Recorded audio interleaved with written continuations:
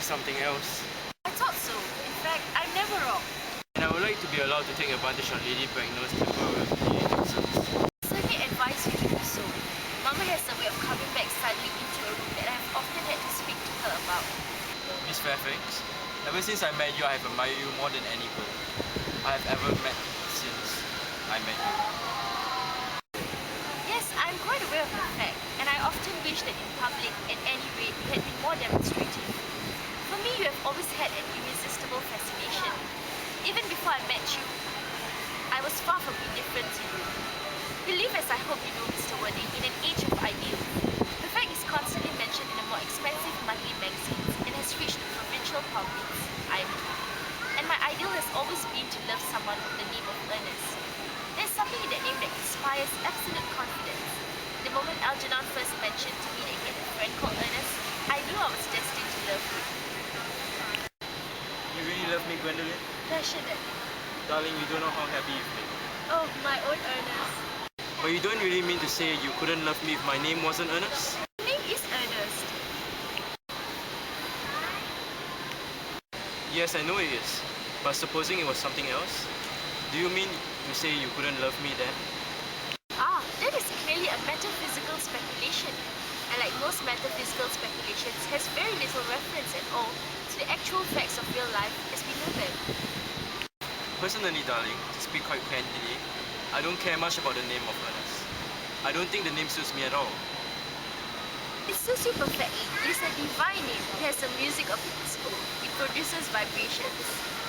Well, really, Gwendolyn, I must say I think there are lots of other much nicer names. I think Jack, for instance, a charming name. Jack? No, there is very little music in the name Jack, if any at all indeed. It does not thrill. It produces absolutely no vibrations. I have known several Jacks, and they all, without exception, were more than usually plain. Besides, Jack is a notorious domestic sweet for John, and I pity any woman whose character led her to John. She'll probably never be allowed to know the entrancing pleasure of a single moment's solitude. The only really safe name is Earnest. Gwendolyn, I must get questioned at once. I mean, we must get married at once. There's no time to be lost. Married, Mr. Worthing? Well, surely. You know that I love you, and you led me to believe, Miss Fairfax, that you are not absolutely indifferent to me. I adore you, but you haven't proposed to me yet. Nothing has been said at all about marriage. The subject has not even been touched on. Well, may I propose to you now? I think it would be an admirable opportunity, and to spare you any possible disappointment in Mr. Worthing, I think it only fair to tell you quite frankly beforehand that I am fully determined to accept you. Gwendolyn! Yes, Mr. Worthing, what have you got to say to me? You know what I have to say to you. Yeah, but you don't say it. Gwendolyn, will you marry me? Of course I will, darling. How long have you been about it? I'm afraid you have had very little experience on how to... She will be loved, and she will.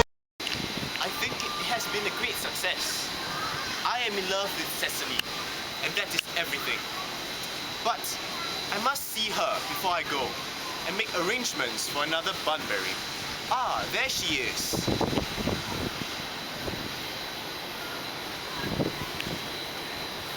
Oh, I was merely watching the roses. I thought you were with Uncle Jack. He's gone to order the dog cart for me.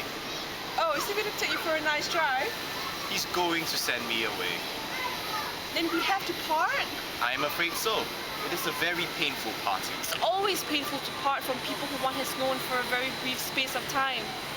The absence of old friends can endure with equanimity, but even a momentary separation from anyone to whom one has just been introduced is almost unbearable. Thank you. The dog cart's at the door, sir. It can wait, Merryman, for 5 minutes. Yes, miss. I hope, Cecily, I shall not offend you if I state quite frankly and openly that you seem to me to be every way the visible personification of perfection. I think your frankness does you great credit, Earnest. If you will allow me, I will copy your remarks into my diary.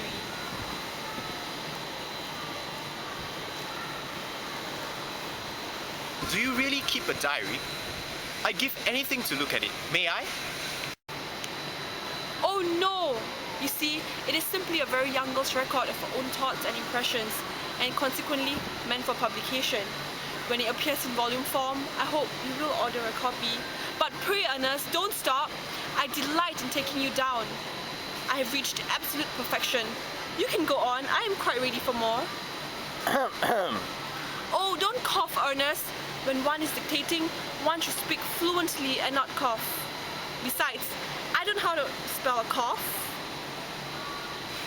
Cecily, ever since I first looked upon your wonderful and incomparable beauty, I've dared to love you wildly, passionately, devotedly, hopelessly. I don't think you should tell me that you love me wildly, passionately, devotedly, hopelessly. Hopelessly doesn't seem to make much sense, does it? Cecily, The dog car is waiting, sir. tell it to come around next week at the same hour. Yes, sir. Uncle Jack would be very much annoyed if he knew you were staying until next week at the same hour. Oh, I don't care about Jack.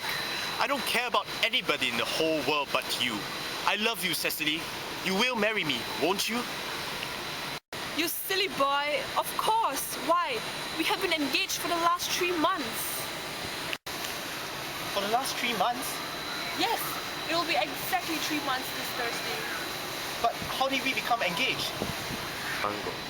Well, ever since dear Uncle Jack first confessed to us that he had a younger brother who was very wicked and bad, you, of course, have formed the chief topic of conversation between myself and Miss Prism. And of course, a man who is much talked about is always very attractive. One feels that there must be something in him after all. I dare say it was foolish of me. But I fell in love with you, Earnest. Darling. But when was the engagement finally settled? On the 14th of February last. I feel like whoa, let my neon glow. I feel like whoa, love. Oh my god. Oh my god. Oh my god.